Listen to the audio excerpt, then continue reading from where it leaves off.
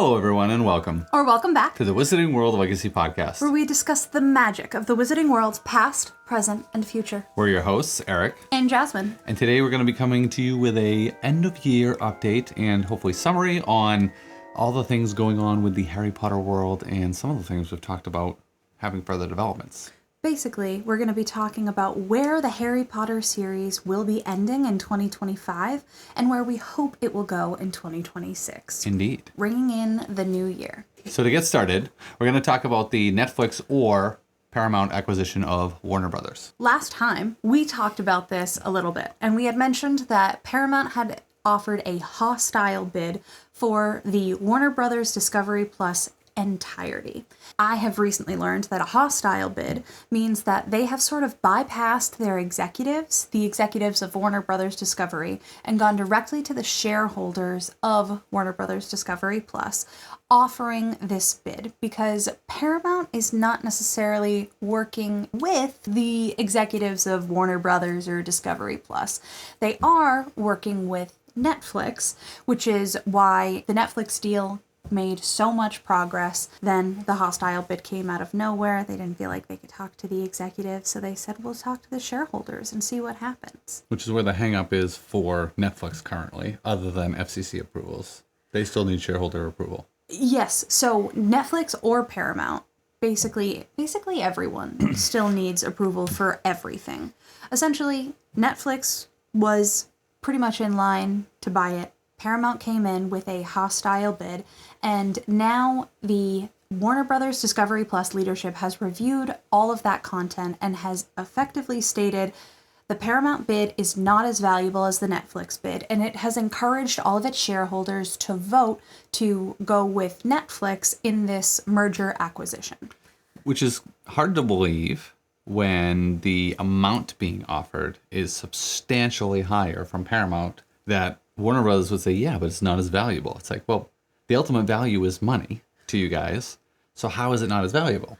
That is a great question. So Netflix has, I think it's 300 million subscribers, whereas Paramount has about, I think I read between 77 and 80 million, indicating that Netflix's financial long-term stability is much more secure than Paramount's is.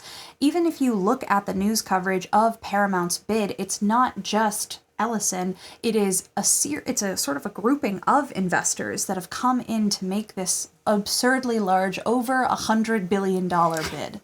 Again, with a B, it upsets me to this very moment. But finances for Netflix, more secure, more predictable, and they're more likely to be able to succeed and actually pay out all of the money that is promised in this absurdly large deal. Additionally, Netflix's offer is a better deal for Warner Brothers Discovery Plus, according to the Warner Brothers Discovery Plus executives, because Netflix is only purchasing the Warner Brothers piece, leaving the Discovery Plus lifestyle piece to the new company that would essentially just be Discovery Plus. Mm-hmm. So those current shareholders would still have content that they could utilize so that they could still be generating revenue even after the sale of whatever is going to be sold. So they can still have their own streaming content for all the shows and things like that they offer there. We talked about HGTV last time. Right. And if they wanted to sell that off to a different investor, that opens up another opportunity to do so. Exactly. It basically makes it's a clearer valuation for shareholders to see that distinction as opposed to selling it as one big package. I think it's interesting because one of the companies that was included in the Discovery Plus lifestyle branch was CNN, and CNN's viewership, which is obviously that's a news broadcasting channel. Ooh, boy. Nude broadcasting. Yeah. Would be very financially stable. No. Super good. News broadcasting in the traditional sense has actually taken a huge decline over the last several years. And you're seeing other types of media, even people who are doing things through YouTube, through Twitter, through Rumble, through these other sort of new age news services are building traction, exponentially. So to have to take on companies that have shown a steady and consistent decline like that probably isn't viewed as valuable to Netflix, which is probably why they didn't offer to absorb some of those. And if they retain that, they can work on a sort of rebranding, remarketing, and how do you build that back up to then make it a more attractive offer to sell it off. Absolutely. So I thought that was interesting too. Yeah, I think all of it is particularly interesting because as of right now, there is so much news out there saying that they're definitely going with Netflix or that nothing is going to happen. But as of right now, truly nothing has happened. Yeah. Nothing has been signed. Shareholders have not voted, and nothing can be done until shareholders vote. FCC approval has not been... The process for FCC approval hasn't even been started yet. Yeah. Because we don't have a company to start it with. And that might be the difficult part, is if they say, yeah, you know, the hell with Paramount, we're going to go with Netflix. And then they get turned down for FCC approval, then it's like, oh, well, we just lost a little bit of our bartering power, and Paramount might go, we're going to drop our offer now. Right.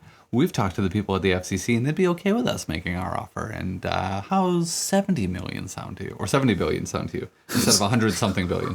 That would be a huge cut for them. Would be. Well, still would be, even compared to their original offer. That's another thing I think they have to be wary of, because that, and in the long run, could hurt the viewer, right? If they don't get a good offer and they end up selling off anyways just because they feel like they're in a desperate spot and they have to take these lower bids because something else didn't get approved, that doesn't tend to work out best for the person who's the sort of end user. But I do think Netflix dividing up the purchase, so only purchasing one branch of it, Right. does potentially help with the approval process of it not being a monopoly. Very much so. That's basically the big concern, is that they're going to become a monopoly. They basically just decided that YouTube is a monopoly, and so I feel like regulators tend to hesitate to regulate within the digital online space. However, after looking at YouTube's success, I feel like there may never be a platform that'll ever compete with YouTube. Yeah, but it is a very different type of platform. YouTube TV and YouTube movies and stuff like that are nowhere near their most popular service. It's Very really their shorts and their regular form content coming from content creators versus major versus major like production houses who are putting out films and then they're not releasing them right to YouTube. That's happened a few times. I remember Logan Paul made his movie or whatever, and he released the film right to YouTube. That's super rare, and that is not like their big market cap. Yeah. Yeah, no, not at all. So as of right now, nothing has happened. We are waiting on shareholder votes to lead to FCC approvals, and this entire process could take years. So nothing is going to happen in the extremely immediate future. Which is confusing when you see things like this, or when you get the emails that we got from Netflix, or when you hear Netflix say things like, we want to have this merger basically completed by the end of 2026. Right. And it's like, well, I'd like to win the Powerball, but some other asshole down in Arkansas won it. If you're him, throw some money my way. Also very happy for you. Yeah. And so we can all want things. It doesn't mean we're going to get them exactly as we want them. Right. So why would Netflix be doing this, sending out emails and basically acting like the deal is done when in fact no deal has been done? And then they keep adding to the confusion with more stuff like this. Essentially, Netflix is trying to convince shareholders and everyone but fans that Netflix is the place where Warner Brothers belongs. Trying to convince shareholders and regulators that this just makes sense. I mean, it's basically already our brand. It's, Like, look at how well we've done this. It's kind of like, duh, this is now ours. Basically saying this is what the future could look like. Imagine it. Or you don't have to imagine it because we've imagined it for you. And I don't love that. That seems more like a hostile kind of move, which I guess makes sense in retaliation to Paramount, but... It makes sense to me, though, because Warner Brothers Discovery leadership or executives is basically working with Netflix. It makes sense that they would do this. It just, I don't like it. I feel like Paramount's was much more hostile than Netflix has been. But it depends on what the shareholders' role is within... Warner Brothers and within Paramount, because if you go to the shareholders rather than just the pencil pushers up at the top, the CEOs and stuff like that, CEOs' jobs really are to please the shareholders. So to go right to the shareholders kind of makes sense. And if the shareholders are like, we want to do what's going to keep this franchise alive the longest, one, because it'll look like we're looking out for fans whether we are or are not. And two, we can continue to capitalize off this franchise, which the only way to continue to capitalize off the Harry Potter franchise is for it to be successful. I absolutely agree. And I think you make a great point. We do want the shareholders to be making the best decision for themselves, essentially, which is how can I continue to make more money? And the way to make more money is to deliver quality content. However, based on this image here, you have Eleven from Stranger Things, and Stranger Things is basically the crown jewel of Netflix. That is their show. And Netflix has created an image in which they have Warner Brothers' crown jewel, Harry Potter, in the exact same image. It kind of suggests that Netflix has a vested interest in keeping the series alive and continuing to... Although, I will say, they used the movie image. That's true, but I don't think they can use the TV images yet because A, they don't exist. They could use the one of Dominic with the but robes. This is a clip from Elle in Stranger Things, and that's a clip from Harry. In the movies. In the movies. These are But to me... You can't just have Dominic sitting there going... You could have, if you used a clip of Elle when she was younger. That would be cute. It would be cute. Like the beginnings of the franchises. Doesn't give us epic anyway. This is I feel like that picture of Harry is used all of the time, especially because his hair is just brushed enough so you can see the scar. But to me, this speaks to the past. I know. We have talked about the Lego boxes that have removed all of the actors from the Lego boxes so that we can usher in sort of the new era of Harry Potter. Yeah. I think that makes sense. I also think that... Ultimately, it's just marketing. This is what people know. This is what people have their sentimental attachment to. Fair. So I get it. It's just like, to me, it's looking to the past. I agree. But essentially, Netflix is just trying to convince people that it makes sense and they're ready for it. I think the real question is, what does this mean for the Harry Potter TV series? You know, if one of these companies does end up acquiring Warner Brothers or Warner Brothers Discovery Plus, will the Harry Potter series be in immediate danger? My instinct is to say that it's probably not in immediate danger. Well, I think one of the things that helps is if they acquire the rights to the Harry Potter, films and the development of the TV show, is the films can then be used to garner financial support for the TV show. Because if it's on their streaming platform and people are viewing it on their streaming platform and they're making royalties off of that, that's revenue that's being generated that can then be put even just back into that one series. Yeah, that's definitely true. Additionally, the whole point of a merger or acquisition is to generate revenue. Yeah. Right now, the Harry Potter series is an HBO original. It is being developed and produced by HBO. To throw one of their most highly invested in shows to a new creator mid-series would decrease the value of that series ridiculously because it would change the creative control of the show. Never have I ever seen creative control changing do something good for a series if it was done well initially. The thing that would maybe save it from being in such jeopardy would be, do you have the same writers? Do you have the same directors? Are all the same people going to continue to stay on as all right, we've already got the whole team. Let's not mess with success. Let's let them keep going. Then I think it would be perfectly fine. Does that usually happen? No. Netflix has their own people that they want to use, and that's probably where they go. And unfortunately, we have seen that ruin things that could have been their crowning jewels, like The Witcher. Right? For most fans, The Witcher was actually going pretty well. Obviously, you have your super ultra mega fans who had their gripes because they're like, well, this scene didn't play out exactly like this cutscene from the games, and it's not gonna. You're adapting a game, it's gonna be a little bit different. The Last of Us. Right. Yeah, that was a lot bit different. But you change over your creative control, which they did, and then sometimes your primary cast might get changed over, and that can have a huge impact.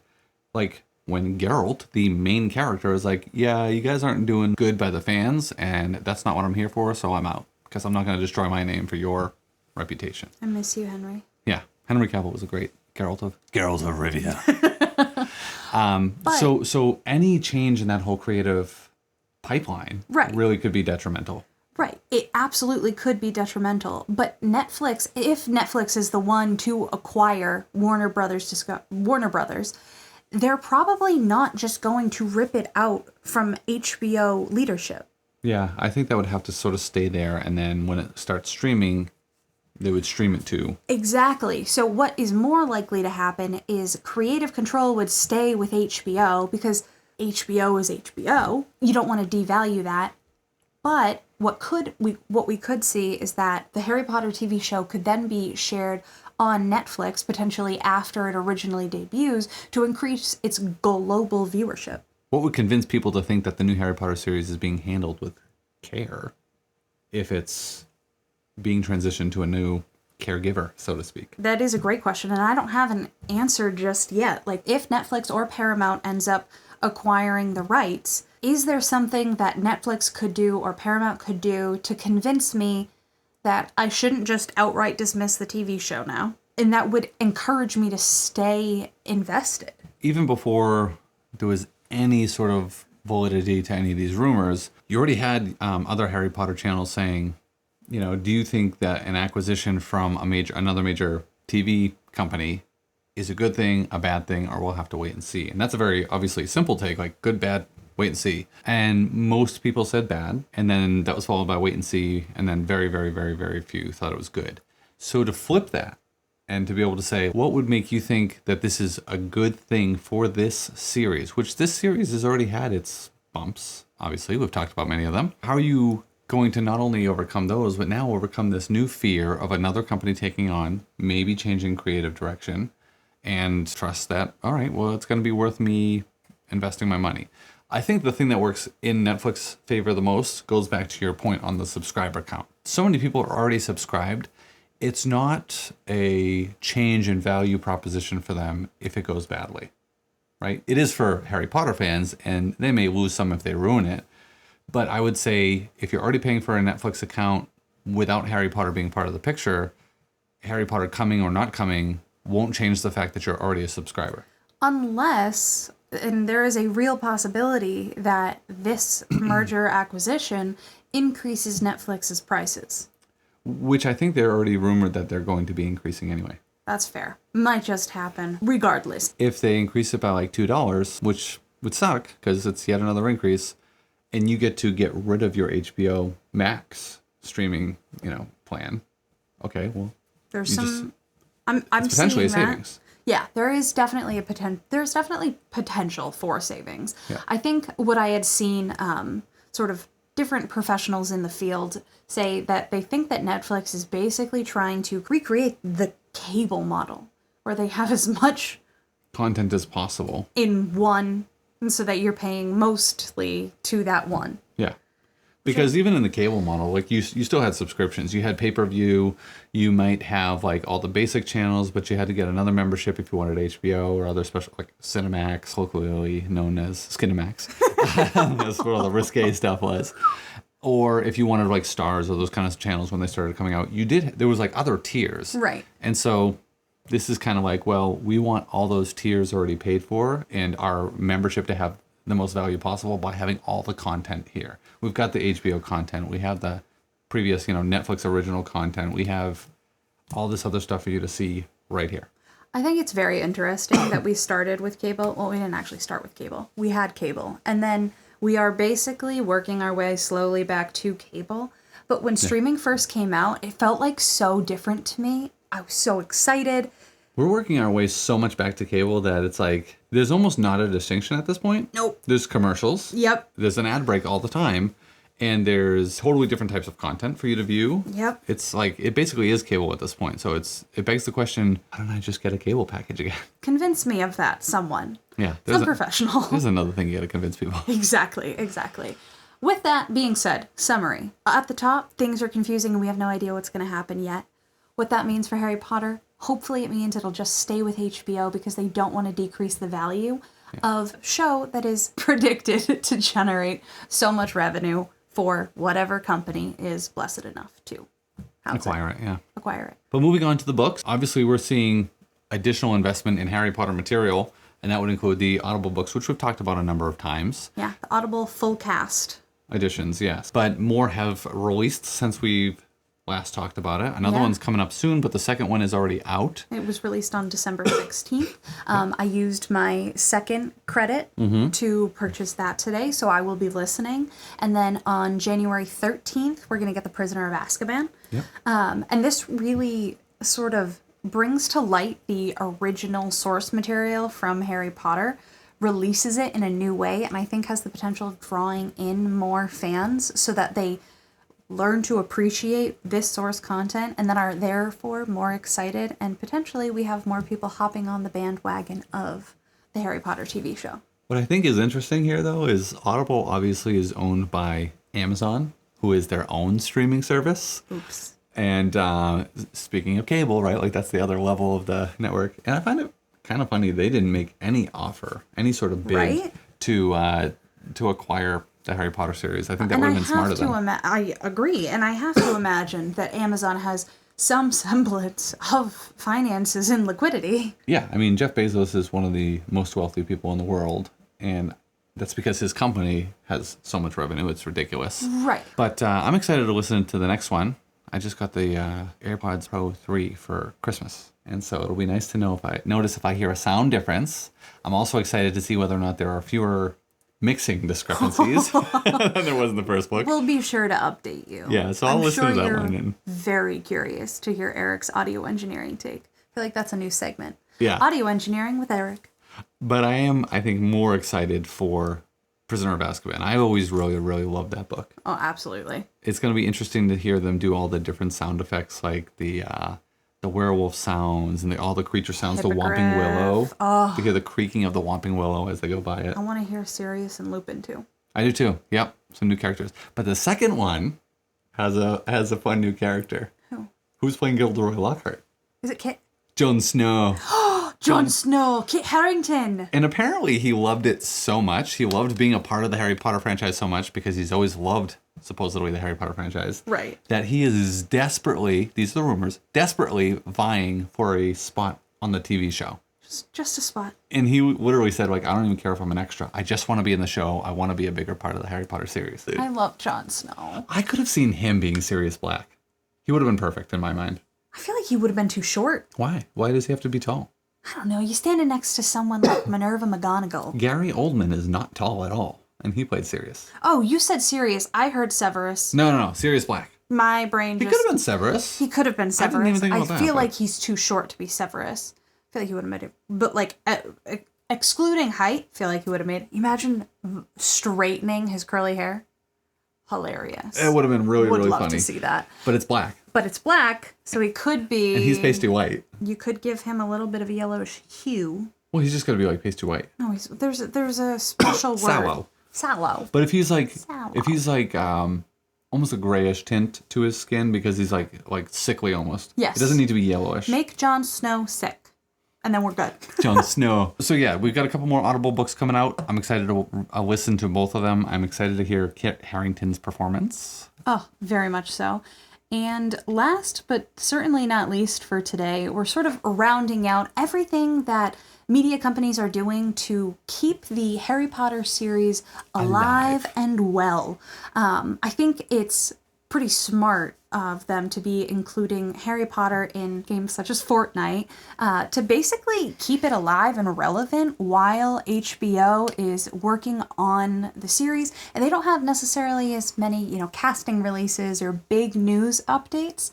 It's still being kept pretty popular in Fortnite. This is great too because of the, involvement with kids. So obviously we grew up with the Harry Potter series, the books, and then the films, and we're quite invested in all that. But we've talked before about how you want to wrap in a new audience, and you want it to be something that, the parents can share with their kids, and that they can grow up loving just as much as their parents grew up with it. And this is just kind of an interesting additional way to do that. Yeah. I will say thus far, they did not go big enough with Harry Potter. Not at all. This is the concept art. And it looks like Harry Potter is a really big focal point, right? Because he's not right in the middle, but like... A Hogwarts student. Yeah, there we go. Hogwarts student, somebody in Hogwarts robes is front and center. Front and center. However, this is basically what you get.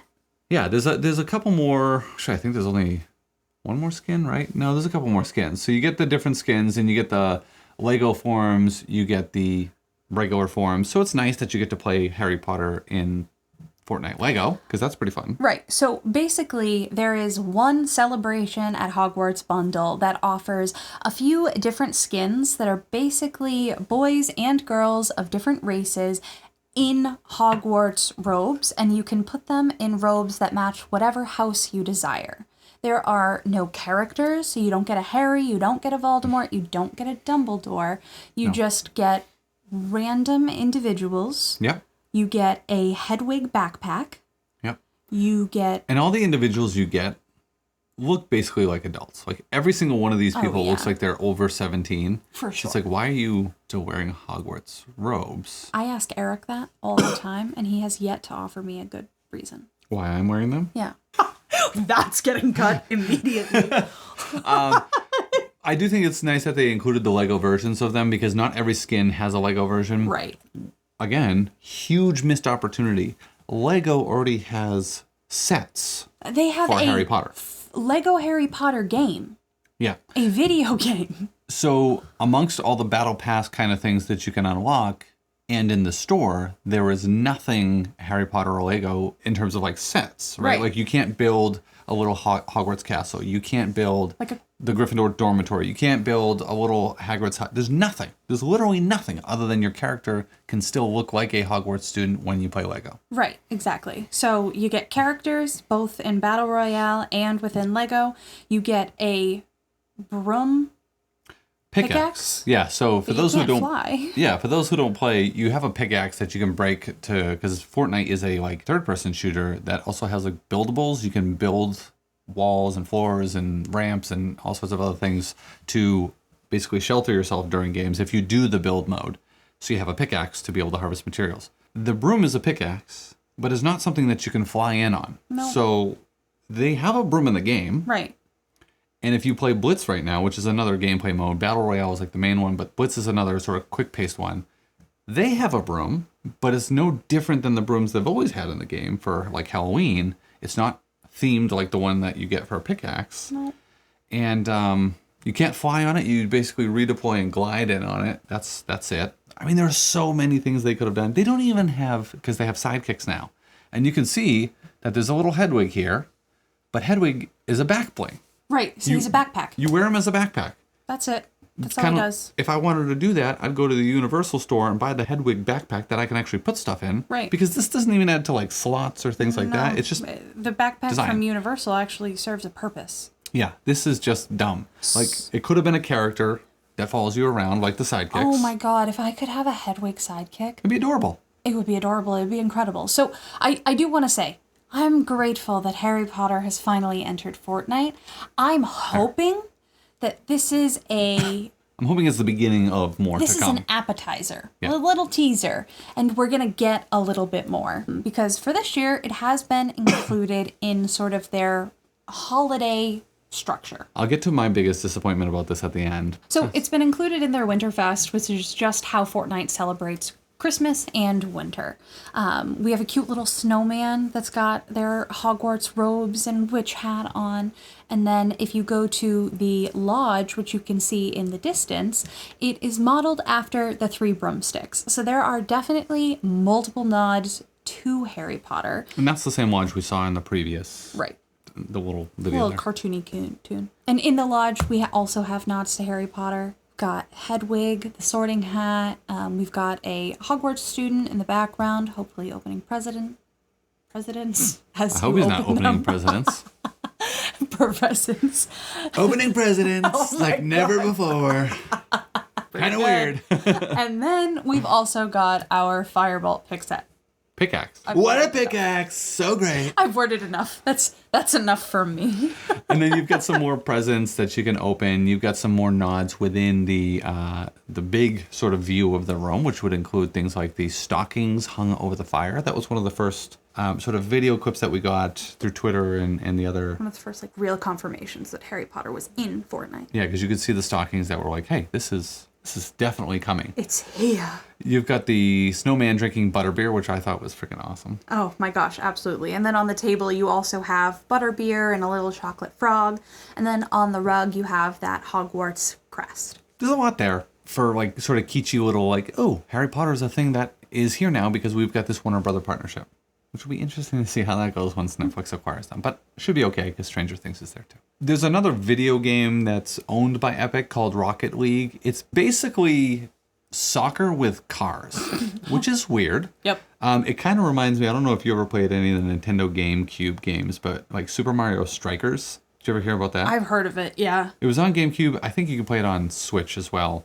I think it was on the Wii for a second. It might have been. Fun game. You get like all these interesting powers. You kind of get stuff like that with the cars. We're going to play a little video clip because you kind of have to see it to believe it, understand it. Yes, see it to believe it. Rationalize it. Seeing is believing. So enjoy that.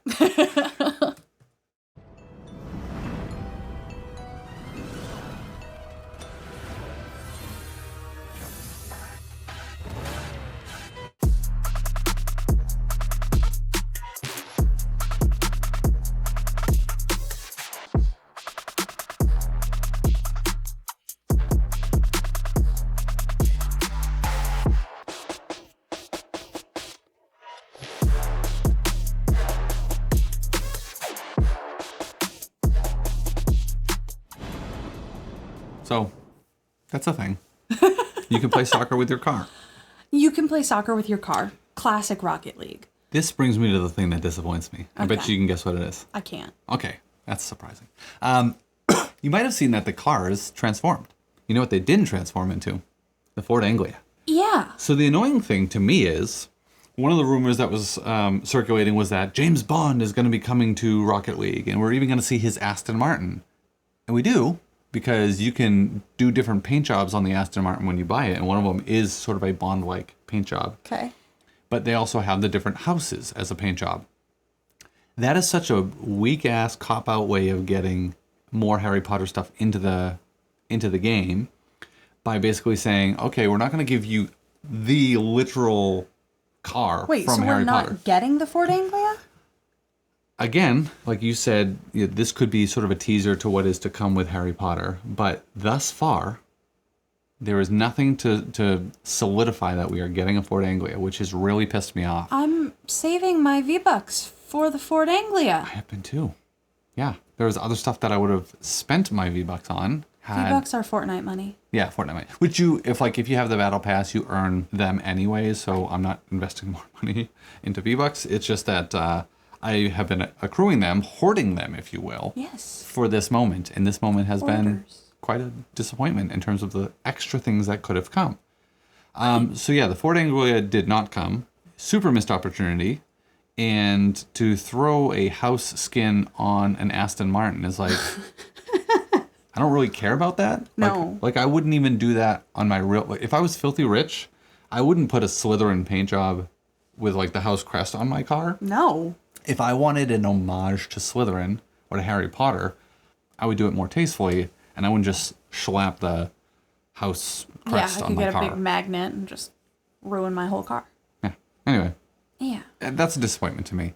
I don't play Rocket League, so I wouldn't have been drawn in by that anyways, but it's in the main game because the main game does have cars to be able to get around the map quicker. Right. So, again, I'm grateful that Harry Potter has come to Fortnite. I'm hoping we get more. Harry Potter has come to Fortnite. Really hoping that we get more. But the real reason that we brought this up, besides our nerddom, is that Harry Potter being included at different times, the different release dates of the audiobooks, is really just keeping Harry Potter relevant, and it feels like it's building up to the release of the Harry Potter TV show. Or at least that's what I'm hoping it's doing. Yeah. Any way that you can get kids interested in the franchise. I do think for Fortnite, it wasn't as much of an interesting thing to kids that haven't already experienced Harry Potter, because they'd be like, okay, cool, there's these people in these robes. I don't know what this is. I'm not interested. But kids who were already familiar would be like, oh, this is cool. It's like Harry Potter. My parents read this book to me, and let's get it. And it keeps it alive for them. That was probably more appealing to the adult or older kid crowd within Fortnite than the little kids that you're trying to capture as an audience for the series when it comes out. Yeah, absolutely, I agree. So there is definitely a lot of chaos going on at the top. There's a lot happening just in media, but I don't think necessarily any of what's going on at the top matters unless Harry Potter is done right, unless they do this TV series well. Yeah.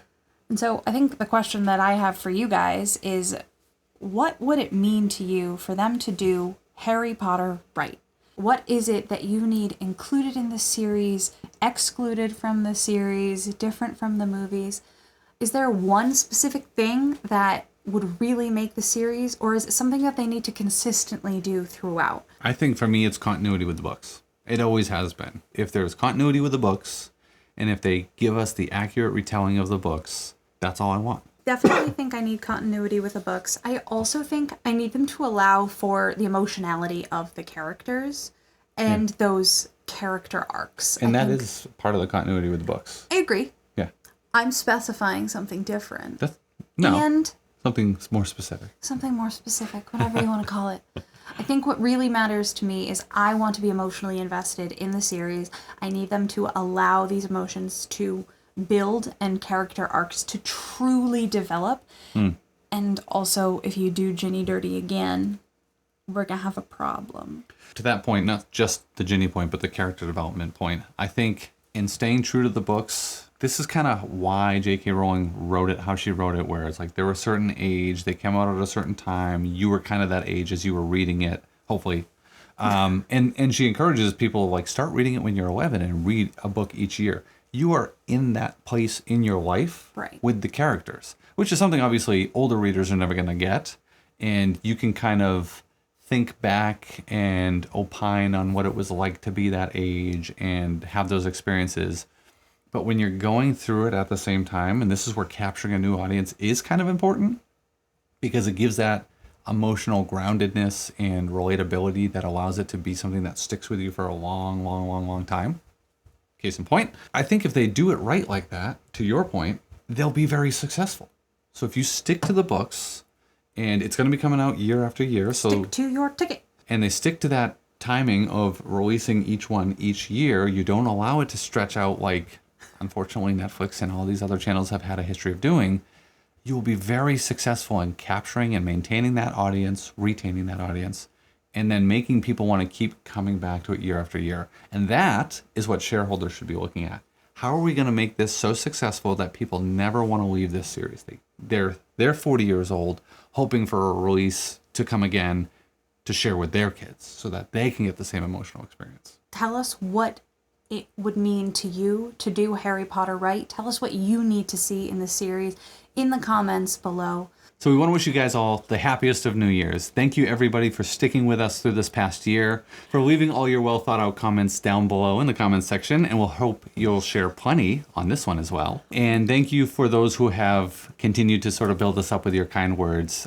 We've really enjoyed all your supportive thoughts, all your interesting questions, and all your words of encouragement over this past year. We're going to try to do the same over the next year, and we're going to make you proud. And I do suspect we're going to have a lot more news and rumors to share over the next year with the development of the next season, because they're going to be, I think, pretty much done shooting halfway into 2026, if not all the way done and halfway done post-production. So we should have a lot more content to share, but then there's going to be even more. And as soon as the series comes out, we will be watching it and immediately doing episode by episode breakdowns to share them with you guys. So please stay with us.